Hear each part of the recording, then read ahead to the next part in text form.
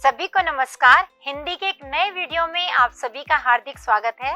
पिछले 3 भागों में लगातार आप समझ रहे थे एक यात्रा वृत्तांत का पाठ सार।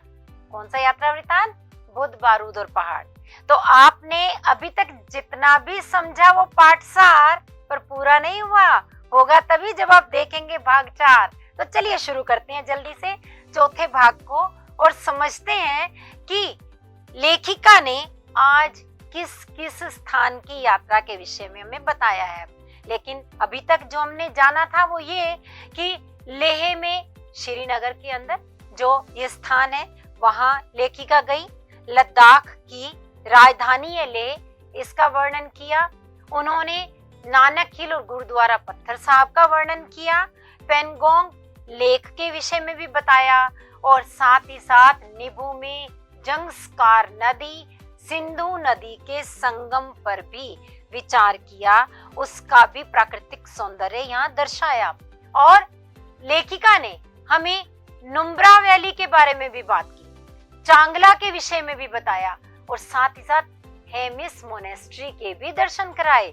और इसी दौरान हमें लेह लद्दाख के लोगों के जीवन का पता चला, उनका वनस्पति के प्रति प्रेम का पता चला, उनकी धार्मिक आस्थाओं से हम परिचित हुए और साथ ही साथ वहां फैले हुए अंधविश्वास, कर्म कांड के बारे में भी हमें जानकारी हुई। आज हम देखते हैं कि अब लेखिका आगे कौन कौन से स्थानों पर जाती है।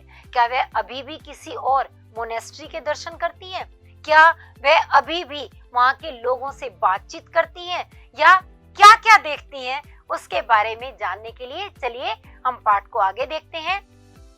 सोग्याल रिनपोचे की पुस्तक the Tibetan book of living and dying एक पुस्तक का नाम है जिसके लेखक आपने जान लिए, सोग्याल रिनपोचे।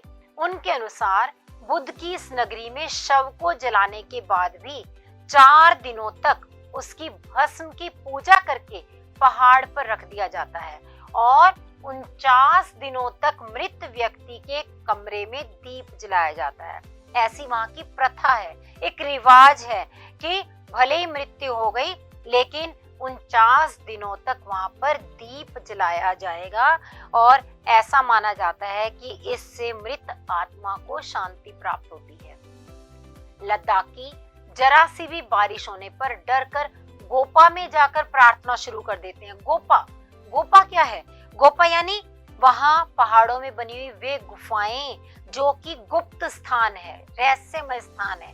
तो वहां जाकर वे प्रार्थना शुरू कर देते हैं और सारे अंधविश्वास और कर्म कांड के बावजूद पर्यावरण के प्रति लामा बहुत सचेत और सजग हैं।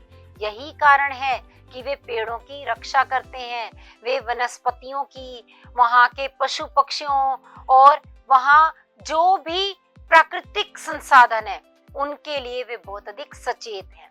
तो पेड़, पर्वत, जल, धरती, बादल और हवा के प्रति इनके समर्पण के चलते ही लद्दाख स्वच्छ एवं प्रदूषण मुक्त है और ऐसा ही हम सभी को होना चाहिए।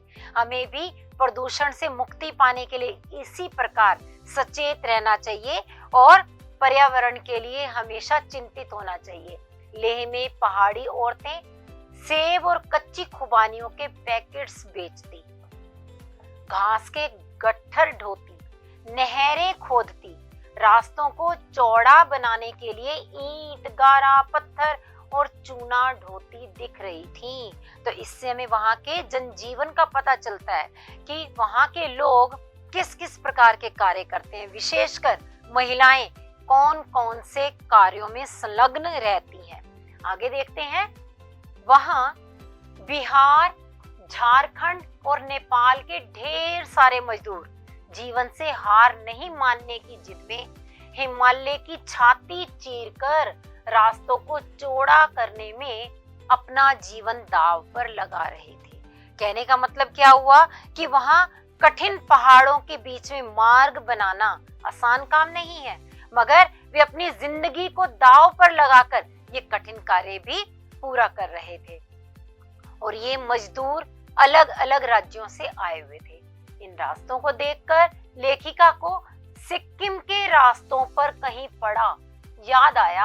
आपको ताज्जुब होगा कि इन रास्तों को बनाते हुए लोगों ने मौत को झुठलाया है।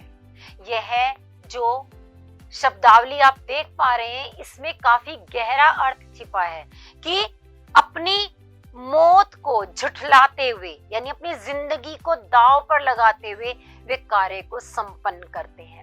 तो यह बात लेखिका ने कभी सिक्किम के रास्तों पर पड़ी थी और वैसा ही दृश्य उन्हें यहाँ पर लेह लद्दाख में भी नजर आ रहा है।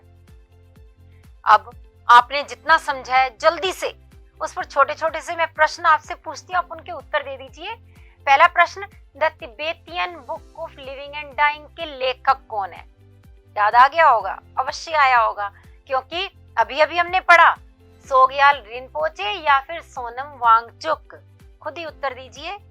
शायद आप यही उत्तर दे रहे हैं ना, सही सोच रहे हैं, बिल्कुल सही। चलिए अगला प्रश्न देखते हैं। लेह के दुर्गम रास्तों की चेतावनियां लेखिका को किस राज्य की याद दिला रही थी? असम की या सिक्किम की? अभी हमने बताया कौन सी वाली शब्दावली थी, याद आ गया ना, सिक्किम की, बिल्कुल सही। चलिए, जब ये याद आ गया तो इसका मतलब आपको पिछला भी पूरा पाठ का सार जितना आप पढ़ चुके हैं वो याद आ गया होगा।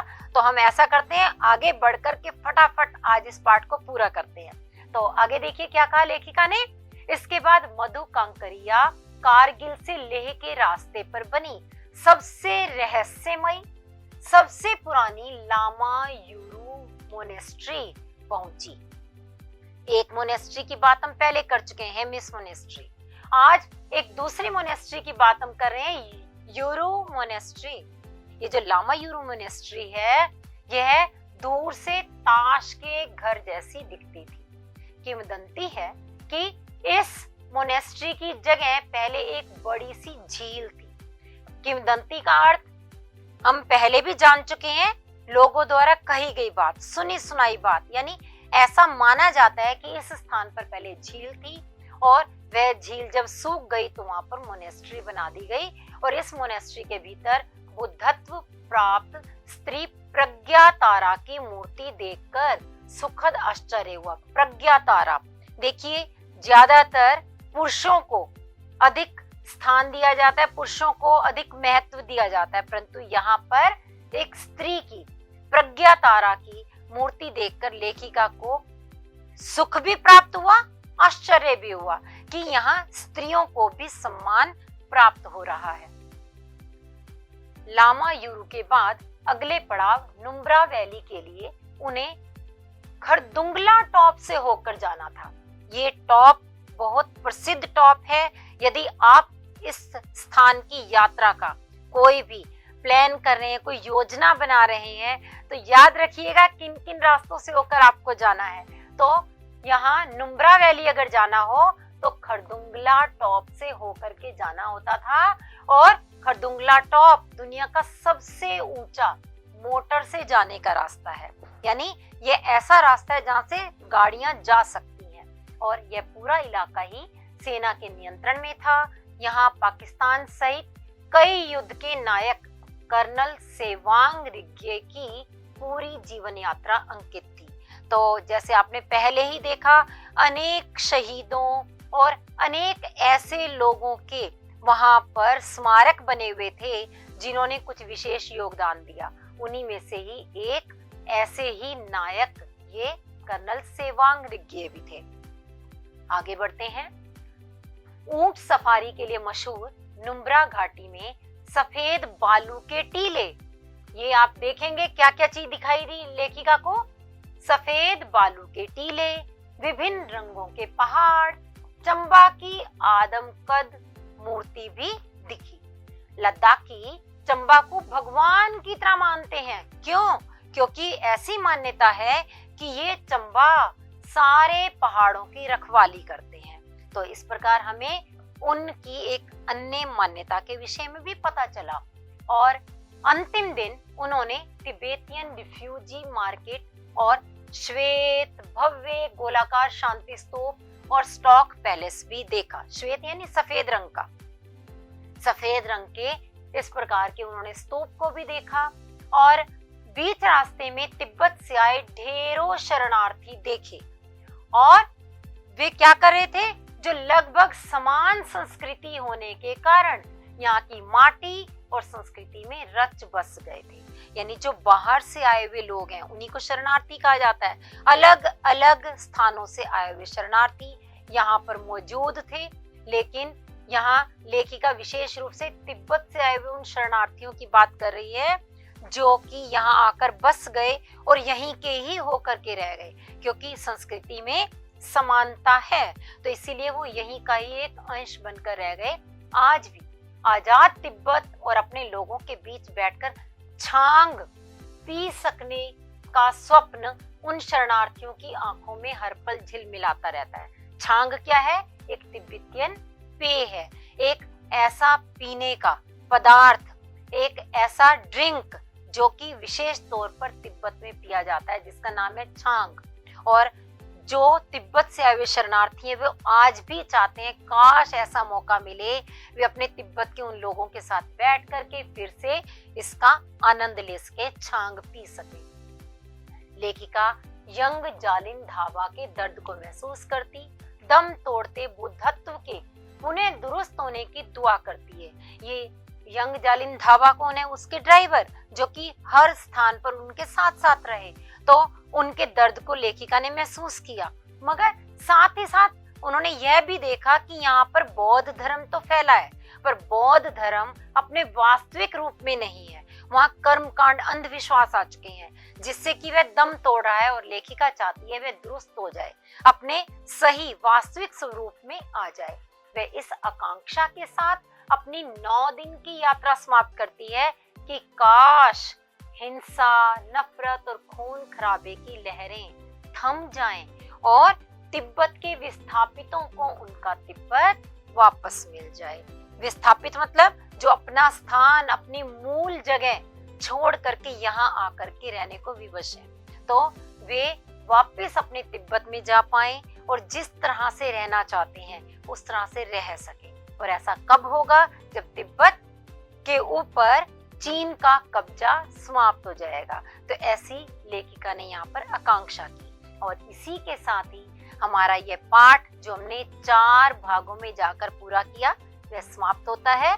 और इस पाठ को भी समाप्त करने से पहले आप ये अभ्यास कार्य अवश्य कीजिएगा, जिससे कि आपको ये पाठ बहुत ही अच्छी तरह से समझ में आ जाए और आप खुद जांच पाएं कि आपने इसे कहां तक आत्मसात किया, कितना समझा। फिर मिलेंगे हम किसी नए वीडियो के साथ। धन्यवाद।